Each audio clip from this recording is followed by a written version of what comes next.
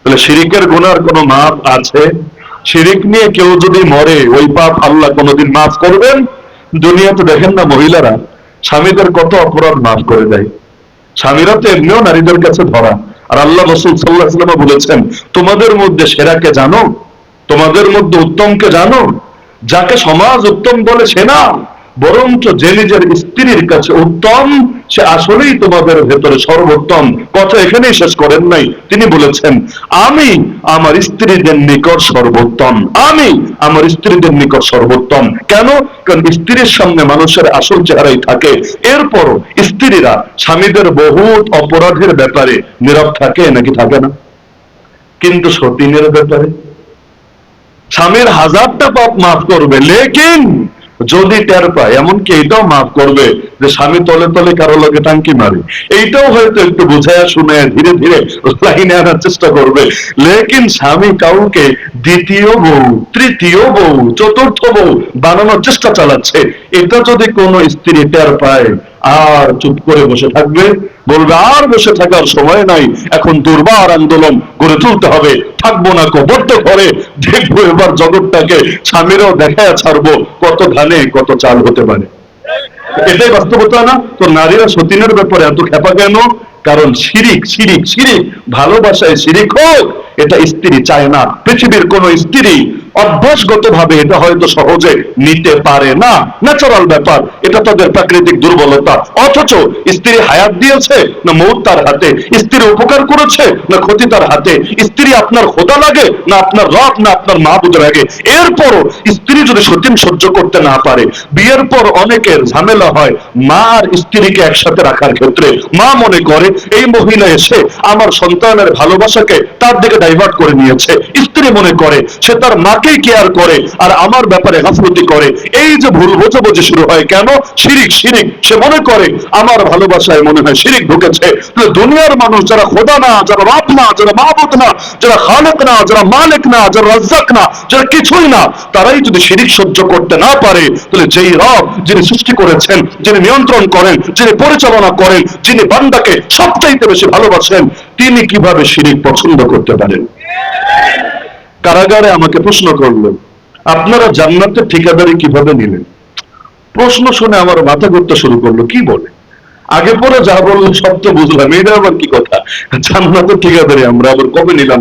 আমরা তো ধর্মের ঠিকাদারিও নেই নাই।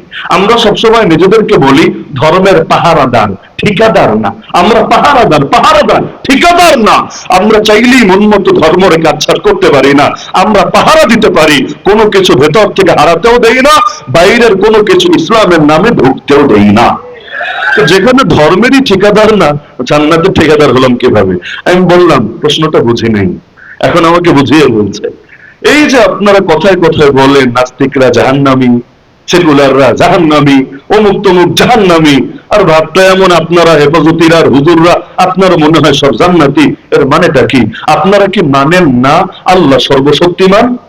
এখনো আমার মাথায় ধরছে না মানে কি, আরো ব্যাখ্যা করে দিচ্ছে। আল্লাহ যদি সর্বশক্তিমান হয়, আল্লাহ কে চাইলে পারে না আপনাদের সবগুলা মোল্লারে ধরে প্যাকেট করে জাহান্নামে ফেলে দিতে, আর সব নাস্তিক গুলোরে ধরে আদর করে জান্নাতে দিয়ে দিতে? বলেন আল্লাহ পারে নাকি পারে না?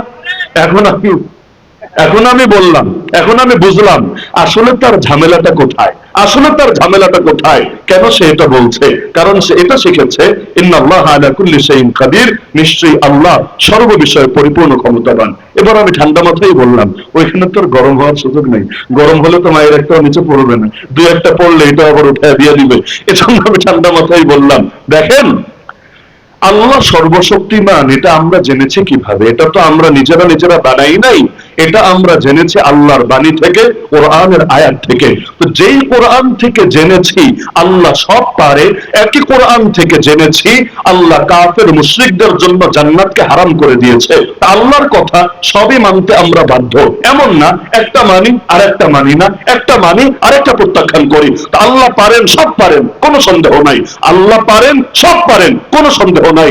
কিন্তু আল্লাহ পারার পর অনেক কিছু করবেন না, এতেও দ্বিধার কোনো অবকাশ নাই। কারণ কোরআনে আমি দুইটা আয়াত শোনালাম যে আল্লাহ বলেন ইন্নাহু মান ইউশরিক বিল্লাহ, যে ব্যক্তি আল্লাহর সঙ্গে শিরিক করবে, শিরিক ফাকাদ হারামাল্লাহু আলাইহিল জান্নাহ, আল্লাহ তার জন্য জান্নাতকে হারাম করে দিয়েছেন।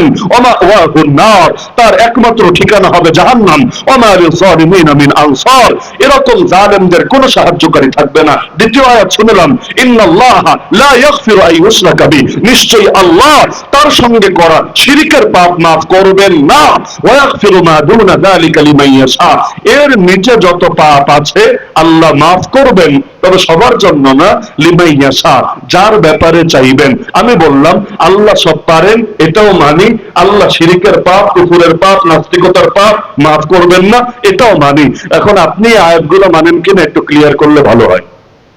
আলহামদুলিল্লাহ, ক্লিয়ারও করে নাই, মাইরও দেয় নাই, এই টপিকেও আর ঢোকে নাই, আলোচনা চলে গিয়েছে অন্যদিকে, এটা পুরো বাদ দিয়ে দিয়েছে। তাহলে কারো ঈমানে শিরিক থাকলে জান্নাতে যাওয়ার সুযোগ আছে, লেকিন শিরিক ঢুকে গেছে আজ সমাজের পরতে পরতে। আমাদের বহুত মানুষ এমন যাদের নামাজের রব একজন, রাজনীতির রব আরেকজন, যাকাতের রব একজন, অর্থনীতির রব আরেকজন, হজের রব একজন, বিচার আচারের রব আরেকজন। নামাজ পড়বে কোরআন দিয়ে, কোন আপত্তি নাই তার, কারণ কোরআন বাদ দিয়ে নামাজ পড়বে কি দিয়ে? গীতা দিয়ে নামাজ হয়, বাইবেল দিয়ে নামাজ হয়, ত্রিপিটক দিয়ে নামাজ হয়, দেশের সংবিধান দিয়ে নামাজ হয়? নামাজ তো পড়তে হবে কোরআন দিয়ে।